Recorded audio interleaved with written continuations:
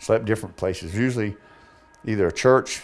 Churches are good to sleep at when you're homeless. And empty houses, the porches, if it's got a nice front porch, kind of hide away from view. Just lay your head down, go to sleep. You know, hear the birds chirping, time to go. When I was sleeping behind a dumpster on cardboard, I thought I had it made. It started raining, and I sat there and said, hell, thank you. I got another day.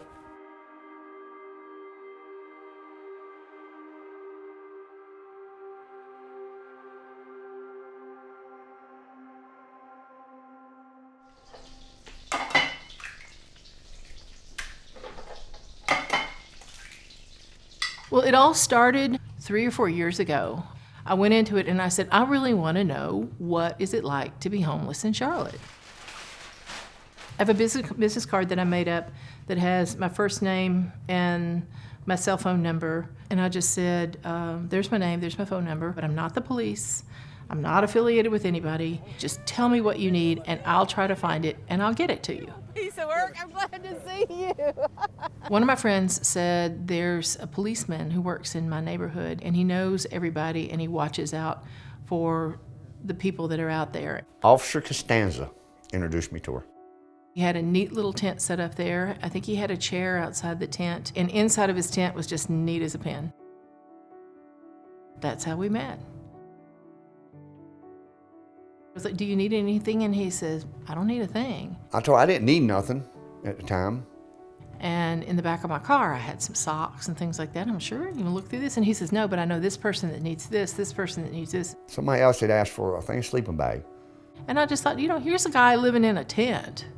And it's 11 degrees. But what's he doing? The things that I have there, he's saying, oh, I've got enough. Let me share this with somebody else. I ended up sort of being the middleman of people that's homeless out in the neighborhoods. I'd text Miss Dru, and I'd set them all in outside my tent, and as they come by, I'd give them what I had to give them. He's just my friend, and he's part of my family.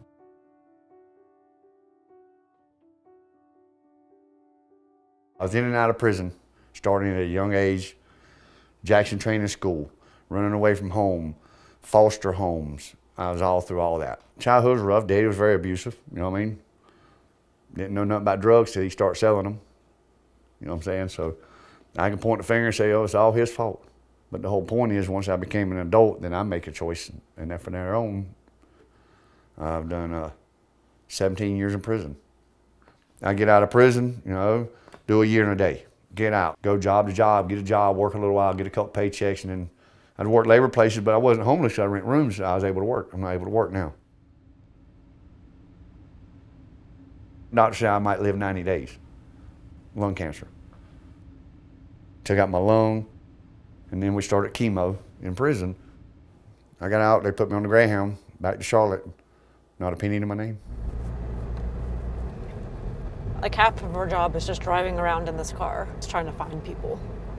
In a situation like Dale's, unless somebody told you about it, you would have no idea.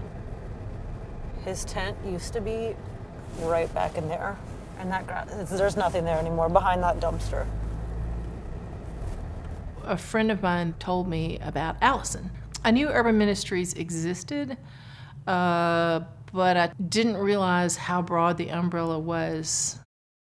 Urban Ministry Center has staff, an in-reach team to work with the people who are coming onto our campus every day.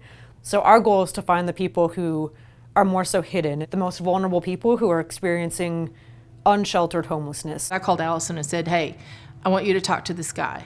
Miss Dru had told her about me, and she come out to my spot. So met him, and just like the most warm, friendly, positive guy. He stated that he had a terminal prognosis of cancer, and that he had stopped going through treatment. Over the time that we've known him, we watched him lose weight, and several times when I brought him dinner, he would say, oh, honey, thank you, but I just can't eat it. It's not a good day. Mr. Dru would call me and say, I keep trying to get him to go to the hospital. Can you also try to encourage him, because he would just be so sick. I wasn't going to let somebody in our community die on the streets of that condition. If one of my family members is sick, I want the best care for them. And I would certainly never let them be sleeping outside. And so for me, it kind of created that sense of urgency that, like, if we don't jump on this, like, it might be too late. And I was like, all right, I gotta get this guy housed. I just didn't think it was gonna happen. But honestly, I go, okay, sounds good. The application part's easy, but he needed to get an ID and social security card. Yeah, all sounds really good. He was identified as chronically homeless, meaning that he has been homeless for over 12 months and has a disabling condition. You've been approved, okay. Same thing, okay, whatever. If we say we're gonna help you with this, we help them with that. They say, no, we got you an apartment. What? Now I perked up. Actually, really? And I told them I ain't gonna believe it till I get the keys in my hand. The second that we don't follow through on something, we've lost that trust. Me and Allison walked around with them, and I signed a piece of paper. And they was talking about, well, let's read this and sign. I said, read it? Hell, where do I sign?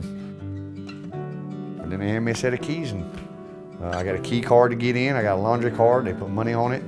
But Allison right there, she's always came through like a champ. I mean, she took that ball, she touchdown.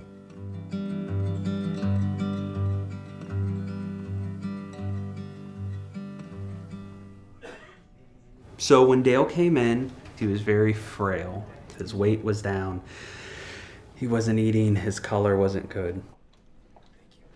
I can't sit here and say that he wouldn't be alive right now if he hadn't entered housing, but I can tell you what, his trajectory is up. 21 over 74. We'll take that one. That's good. He looks healthier. He looks like he's put on weight. Pulmonary rehab. He's got people who are on his team, and I don't know that he's really ever had anybody on his team. Good. Deep breath for me. They gave me 90 days 5 years ago. Come the 14th of this month here that we're in. 3-4 weeks. Okay, And we'll okay. see how things have progressed. You're a man, Doc. Thank you. Cancer wasn't a curse to me. Cancer was a big blessing because it changed my heart. Changed who I was. I was a bad person. I was the one you didn't want to meet. The cancer took him away. Cancer cured me. It killed his ass. I'm happy. I'm more than content. I'm happy. This is the best I've ever had it in my life. Everybody's interconnected. All of us need to be on the same page and working together in order to get stuff done. Taking it a step further, I think, is huge, and that's what Dru has done. She's taken it like 10 steps further. It's a little overwhelming because you can't fix the problems. But by golly, I can make a couple of peanut butter and jelly sandwiches. There you go. Have a seat if you want. Here. This program here, I tell you what, it was the best. It is the best. I'm seeing it, I'm living it. I mean, they didn't talk the talk, they walked the walk. He's making me something. He's making me a present, Dale is. He went out in the woods and he cut a stick and then he's carved his stick. Go through enough, and then you finally learn life's a lot better when you smile. And if I get you to smile, laugh, feel a little better, then I did good.